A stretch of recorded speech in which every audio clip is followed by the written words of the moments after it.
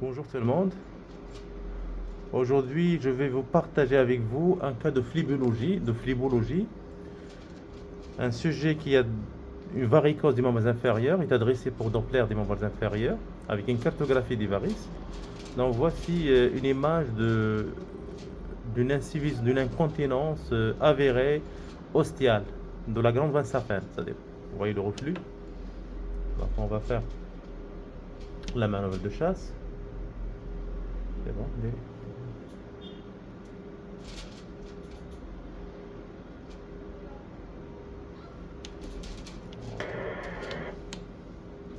Ouais, c'est bien.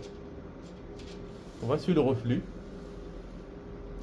C'est de l'incontinence. Donc vous avez la valve terminale incontinente, une incontinence de la valve terminale. Donc on va faire un tir Doppler. C'est bon. Voici le reflux. C'est une incontinence qui est importante et durable. Elle dépasse 0,5 secondes. Donc elle est très pathologique.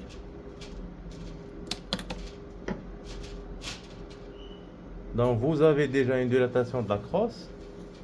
Une dilatation de la crosse avec une incontinence de la valve terminale et de la valve préterminale. On refait.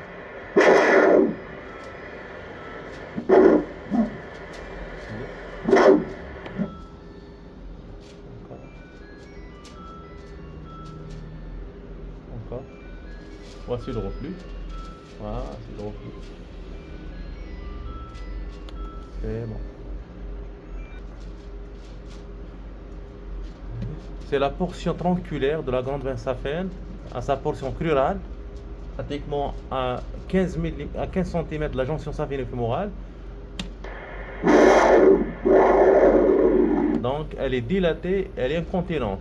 On a pris les mesures, donc elle mesure 8,1 mm, mais elle est dilatée et elle est incontinente. Donc c'est une Safen qui est malade. Voici la glande Van Safen contralatérale. La glande Van Safen gauche-droite plutôt. Donc elle n'est pas dilatée. On va prendre des mesures. Donc elle paraît normale. 2,3 mm. On va l'interroger.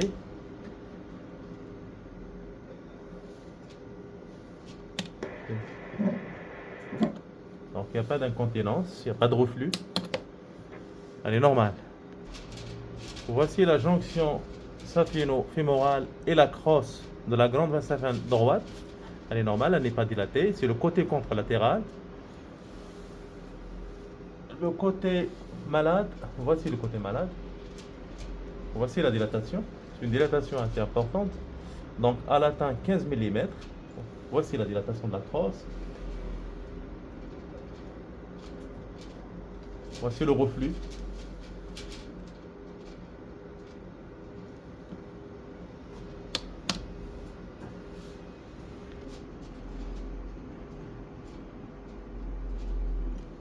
Voici la varicose. Une varicose assez importante donc au niveau de la jambe. Avec un œdème des membres inférieurs, un œdème. Donc on vient de l'étudier, on vient d'examiner la portion jambière. Elle est toujours, elle est malade, elle est dilatée, elle est incontinente. Il y a plusieurs collatérales qui sont dépendants de la glande Van Safen, qui alimentent plusieurs paquets variqueux, mais ne sont pas thrombosés. Donc c'est une indication de stripping de toute la longueur de la glande Van Safen avec une phlébectomie complémentaire. Donc une phlébectomie sélective complémentaire.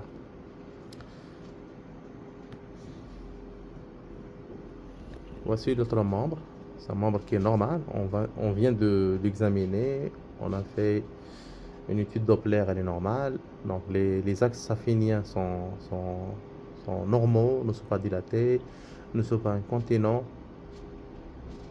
Voici l'autre membre. Même il commence à avoir une dermite.